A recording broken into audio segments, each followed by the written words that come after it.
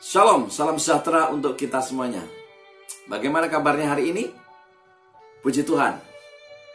Sahabat-sahabatku, saudara-saudaraku yang dikasihi Tuhan dimanapun Anda berada, masih bersama dengan saya di dalam catatan Dansis, sebuah catatan sederhana yang saya rindu, saya berdoa kiranya ini menjadi berkat bagi Anda dimanapun Anda berada.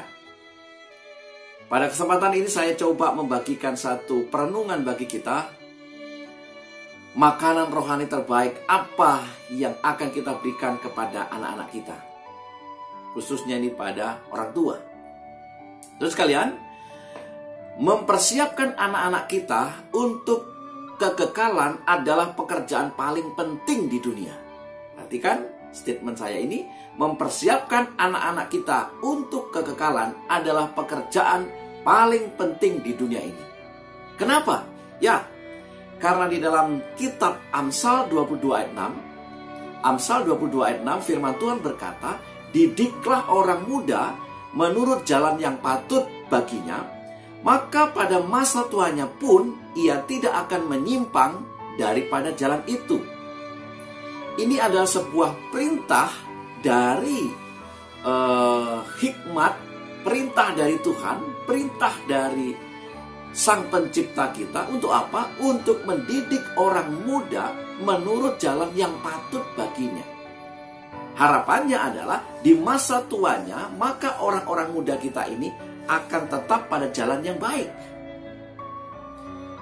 Namun saudara sekalian, kita menyadari bahwa perintah ini tidak mudah untuk dijalankan.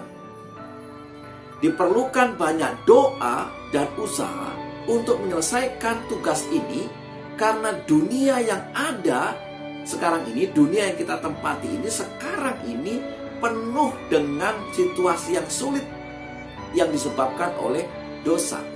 Apalagi untuk menjaga pikiran daripada anak-anak kita dari hal-hal yang rohani. Kenapa? Coba kita baca ayat kita yang lain.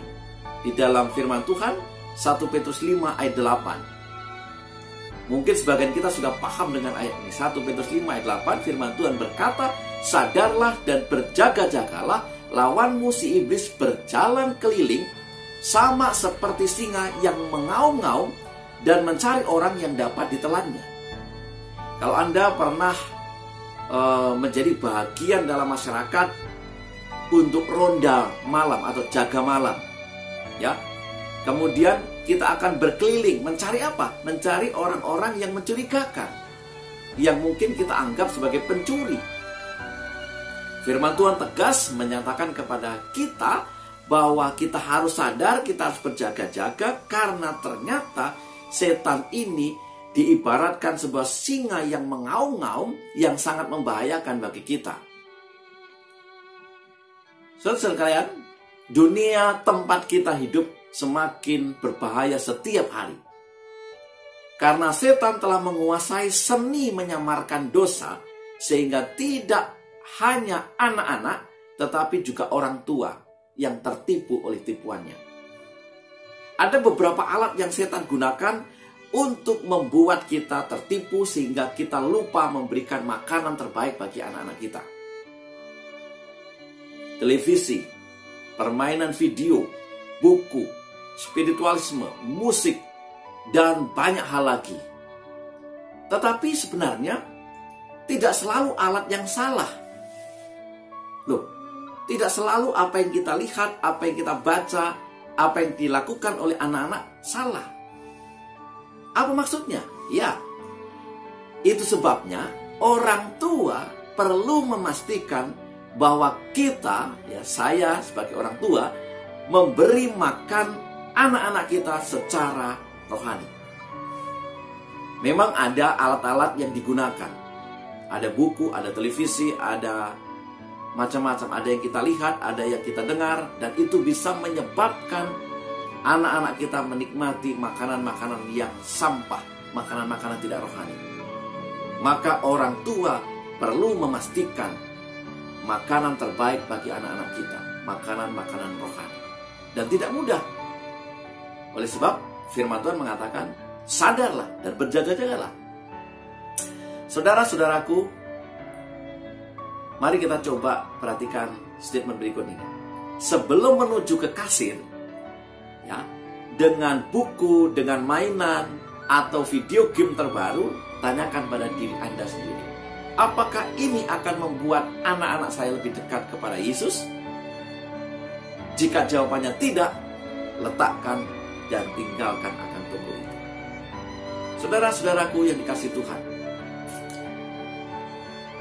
mohonlah supaya Tuhan memberi Anda dan saya keberanian, kekuatan, kebijaksanaan, hikmat daripada Tuhan. Untuk apa?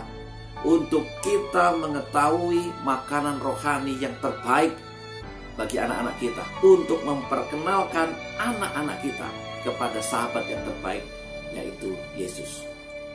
Kalau kita kesulitan, Yakobus 1 ayat 5 dikatakan, tetapi apabila di antara kamu ada yang kekurangan hikmat, hendaklah ia memintakannya kepada Allah. Kalau kita kurang hikmat, kita kurang keberanian, kita kurang kekuatan dalam hal ini, mari kita minta kepada Tuhan. Sebagaimana Yesaya 49 ayat 5 dikatakan di sana, maka sekarang firman Tuhan yang membentuk aku sejak dari kandungan untuk menjadi hambanya.